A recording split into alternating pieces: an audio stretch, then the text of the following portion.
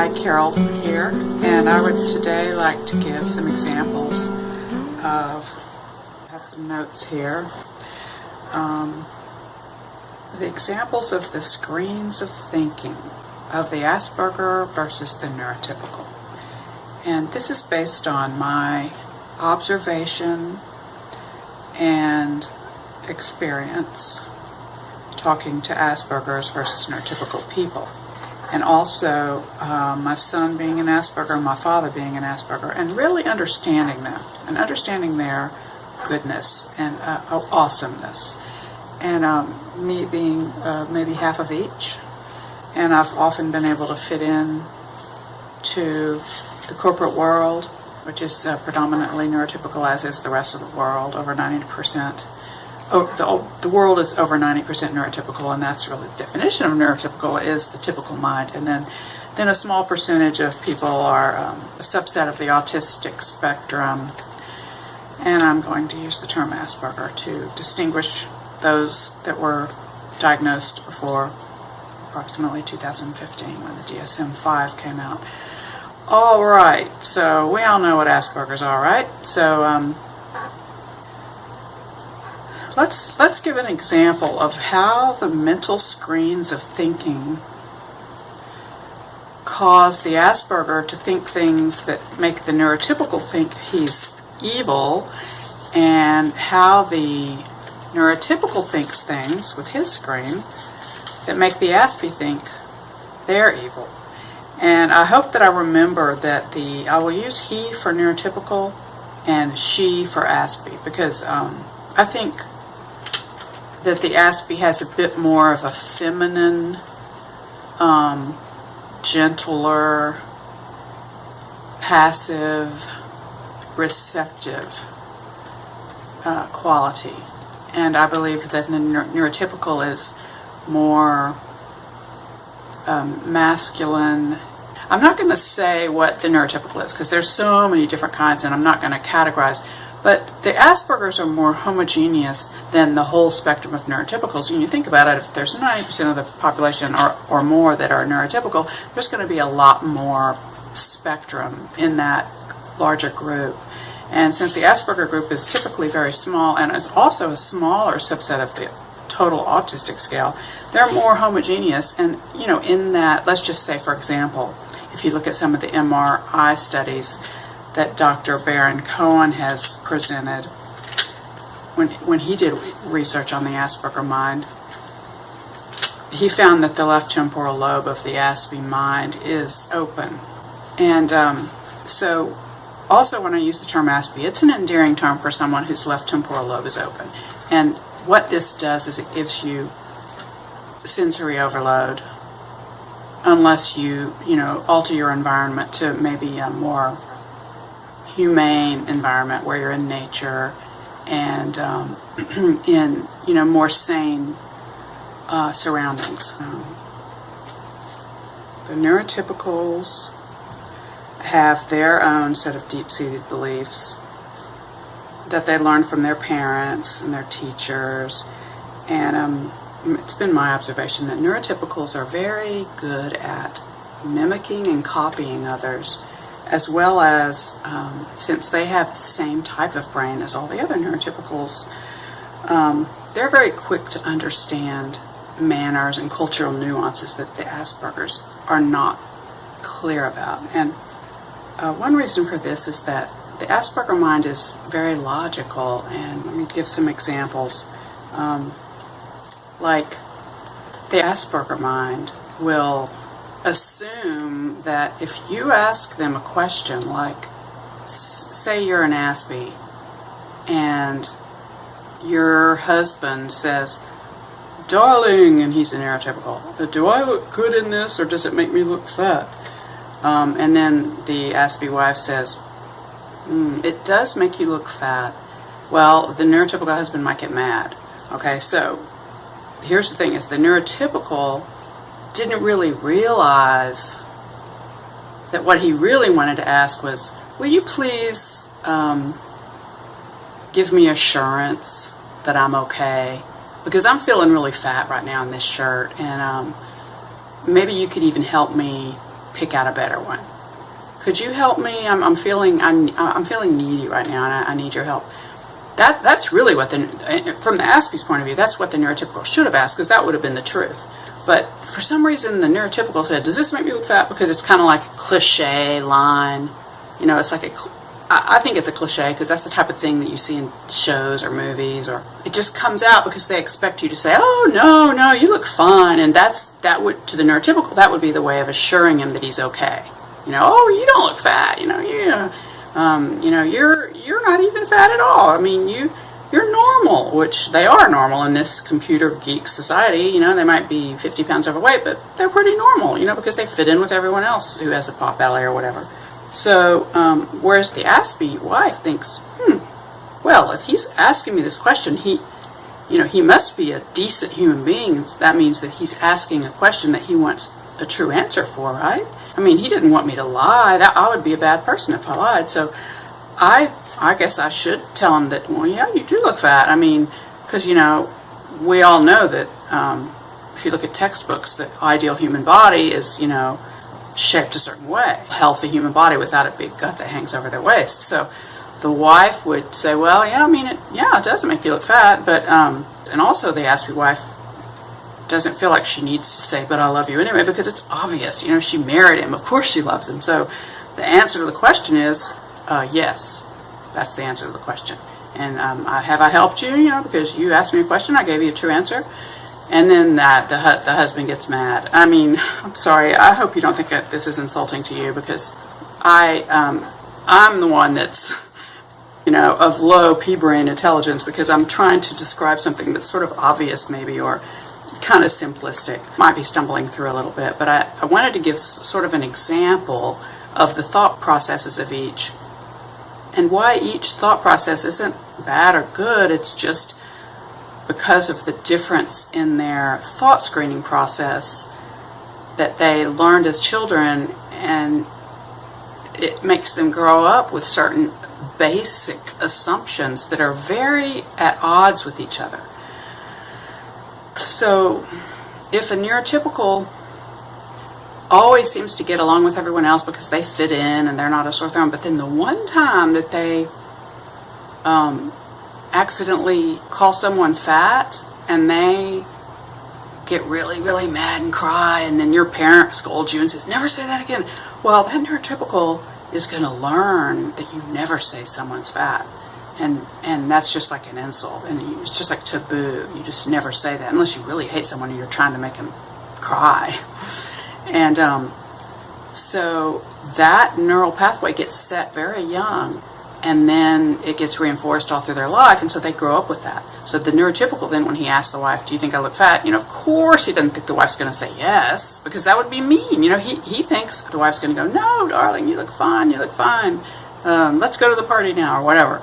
And then he'll feel good, you know, because his wife is on his side and she loves him. You know, she's going to let him be okay the way he is. And then, like I said, the Aspie just, you know, really believes that, well, why would you ask me a question if you don't want the truth?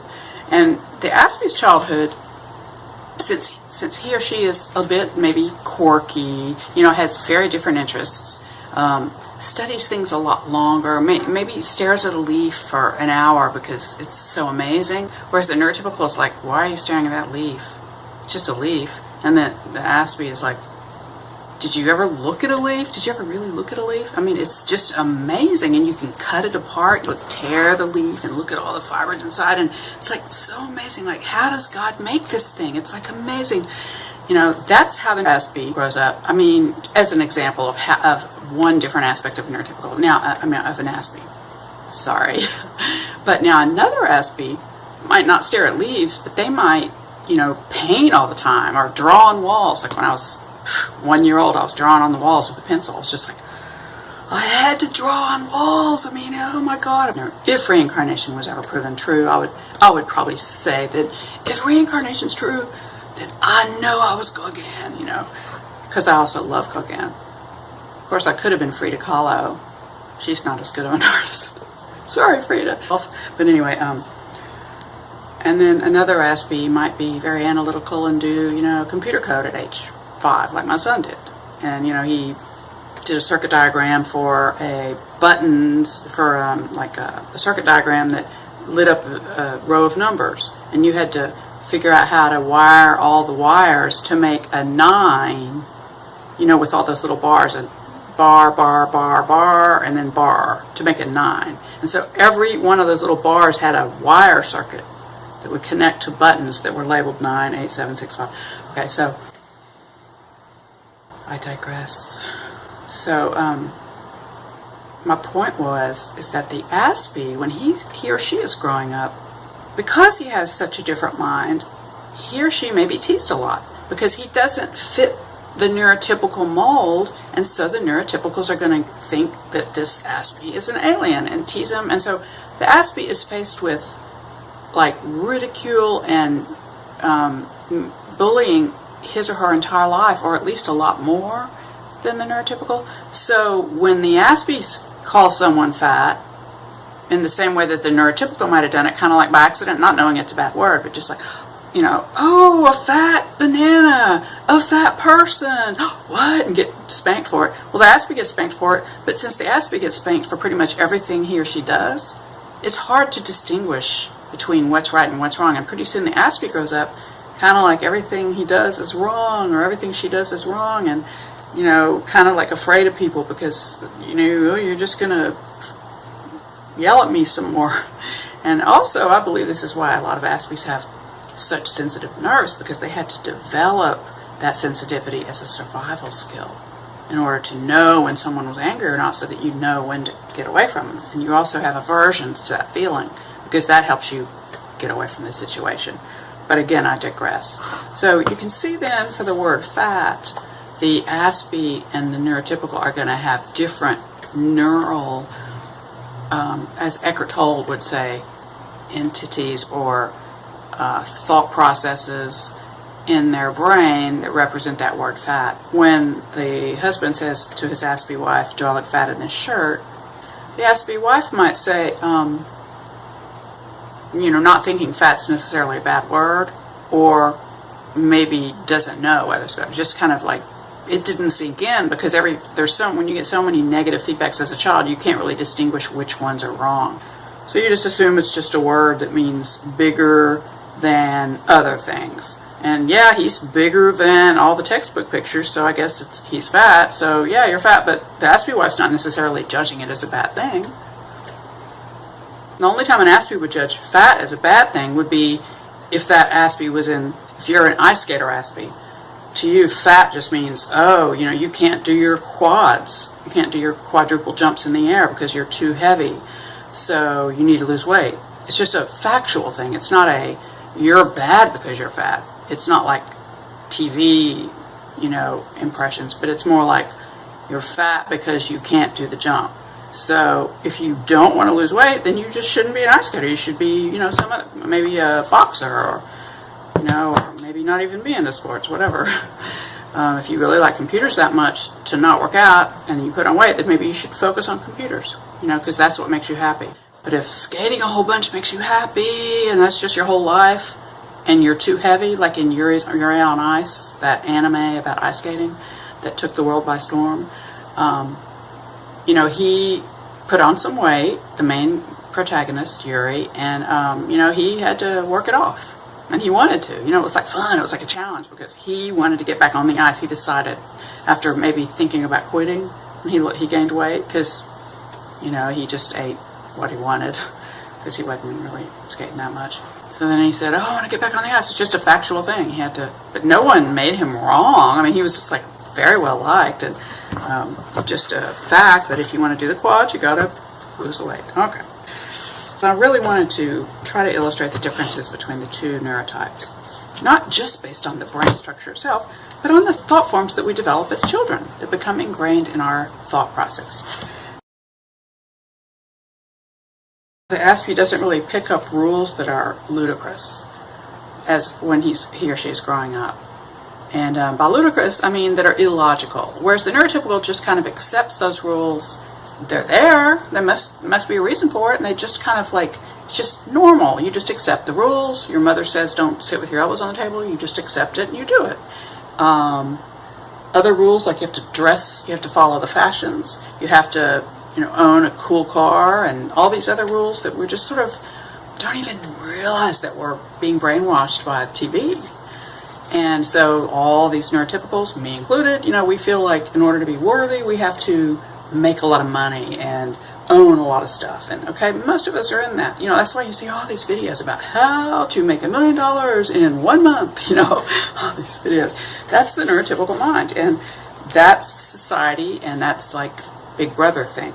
Because, money, the more money you have, the more money people make from you. And then that's the driving force. Well, capitalism and all that, not good or bad, just the way it is, right? But why do we believe it? Because it's not really, truly, the way to be happy is not to have possessions.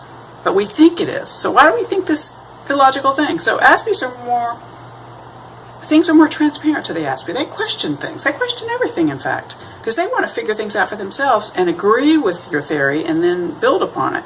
But if you just give them a theory that they're like, well, why is it that way? And then, so they want to delve deeper and they find out that you're wrong. They're pretty upset about it because you told them it was that way, right? So they will debunk your theory, find a better theory, and then build upon that because they don't want to waste their time, right? So Aspies believe that when they're growing up, that others see things the way they see them. And that's another reason why they get into trouble, because they're wrong about that assumption. Other people don't see things the way they see them. In fact, I would say that it would be nice if you know your child is an Aspie for some reason. Like maybe you're lucky and another Aspie parent tells you, oh, your child is an Aspie. I can tell because of this, this, and this. It might behoove you to teach the child how they think and how it's different from the majority, so that that child will grow up understanding the differences and then not making all those mistakes, having a much more fulfilled life, because the knowledge is power. And if you think different than other people, you're not going to make so many mistakes, like assuming that people think like you do when the majority of people don't. And that's the hardest thing about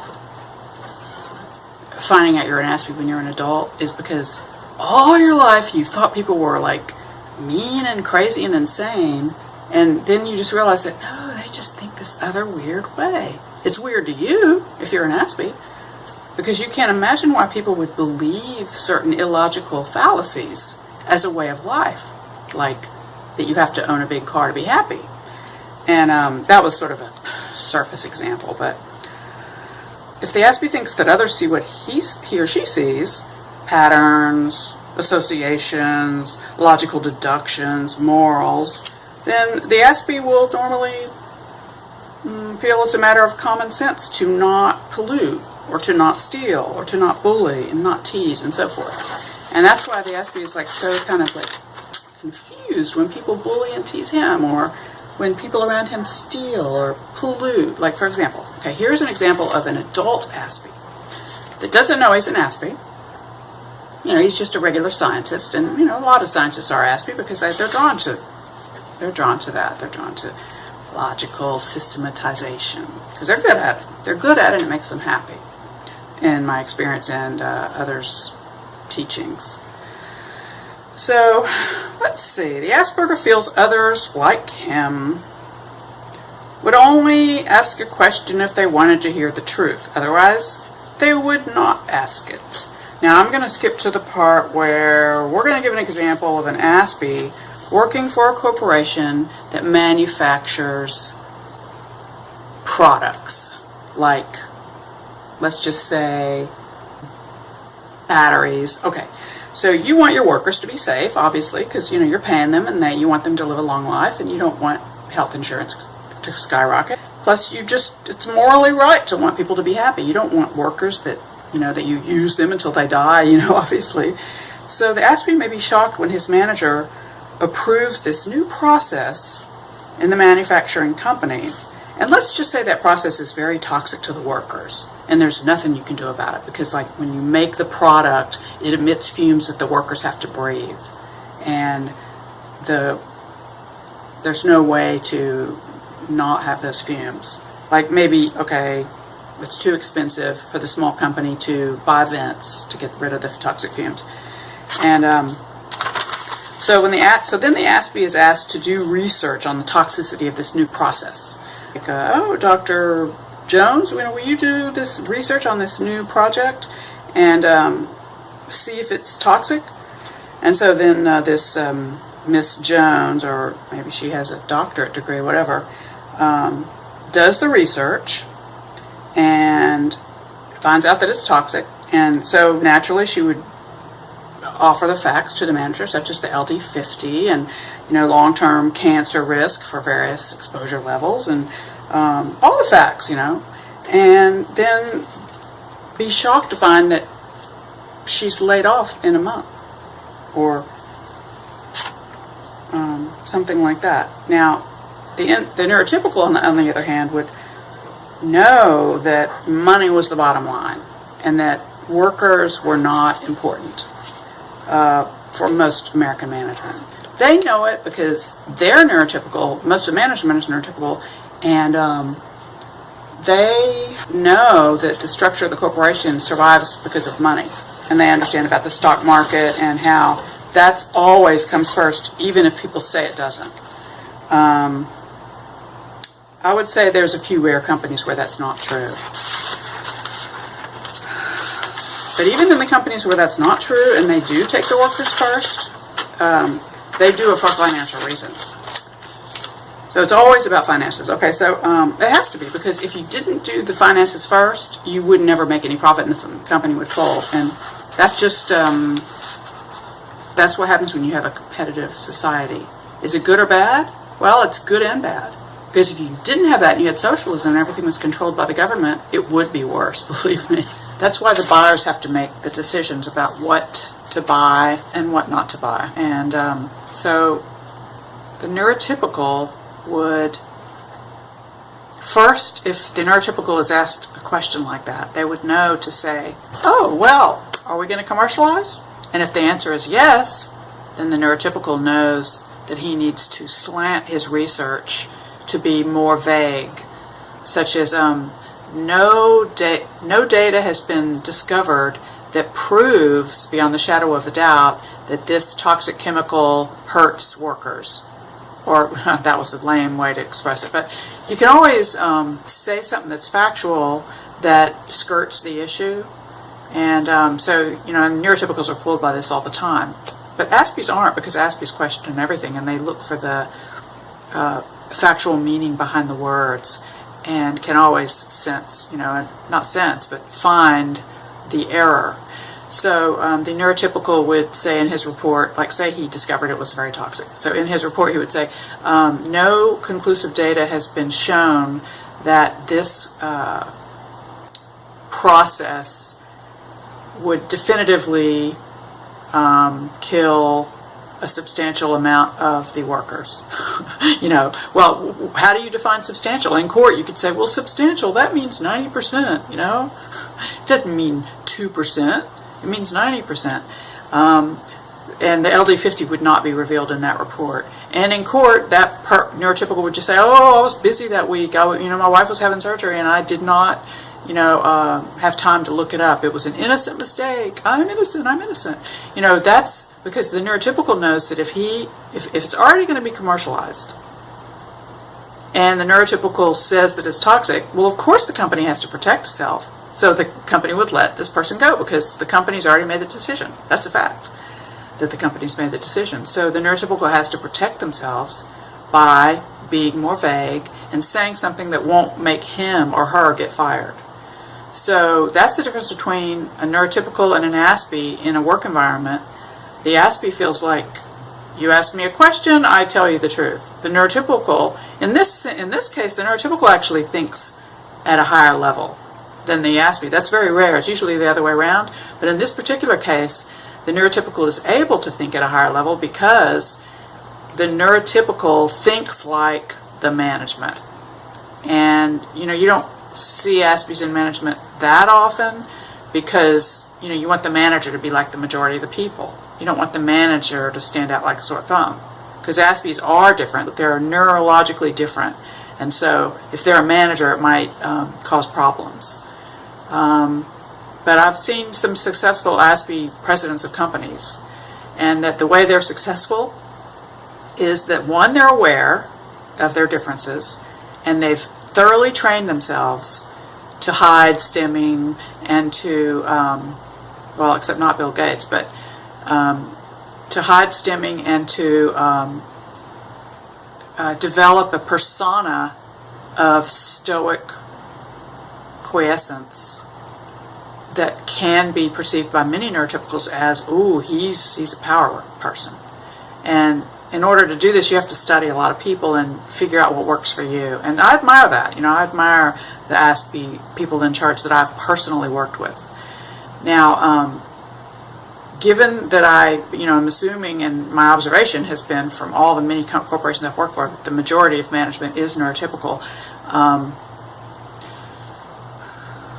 they are going to think like this neurotypical scientist that's being asked to do the data. So since they think alike, it's just easy and obvious for the neurotypical scientist to know when it's wise to be vague so that that neurotypical won't lose his or her job. And I'm tempted to say that, the Aspergers are the right, but, it's really a complicated world, and it's hard to say what's right or wrong. If the Aspie isn't supporting a family and can afford to lose his or her job, then the right thing to do might be to tell the truth, but to go to higher levels to tell the truth. Since you're going to lose your job anyway, you might as well make a difference and, make a statement and do something that would help the world veer towards more stewardship towards our planet. But if you are an Aspie or a neurotypical and you know that no matter what you do, things aren't going to change, like say the Aspie might have been a little bit smarter to consult with a neurotypical and discuss it, make sure that they know all the things that are happening here, all the political issues, and then realize that, you're going to lose your job if you say that. Maybe it's better to just be vague about it. That way you don't lose your job and then your family doesn't go into ruin, because your children do need that health insurance for their survival, for example. Say your wife has cancer and you need insurance. You can't afford to lose your job. So in that case, it might be ethically proper to be vague like the neurotypical would in this example and not say anything. But with maybe the conviction, now this might strengthen your conviction for a longer term to do something about it in a way that won't hurt others. So I hope I've made, some points that make you think about it and understand a little bit more that neither neurotype is right or wrong. They're both good, and as the more we can understand each other, I think the better the world will be, because we'll be able to work together and utilize each other's skills. And we're already utilizing the neurotypical skills because they're the majority, and they're kind of the people they're the people that keep things going, the stabilizers. But we neurotypicals really need the Aspies, and I say we for both because I'm half and half, but we need the Aspies because they're the ones that think out of the box and offer problems that really make good, beneficial changes that aren't really obvious to the neurotypicals. So I think that they're both valuable. And I think the world needs to honor the Aspergers more, to realize what a gold mine they are, not only financially, but for our survival. Yeah. Peace, everybody.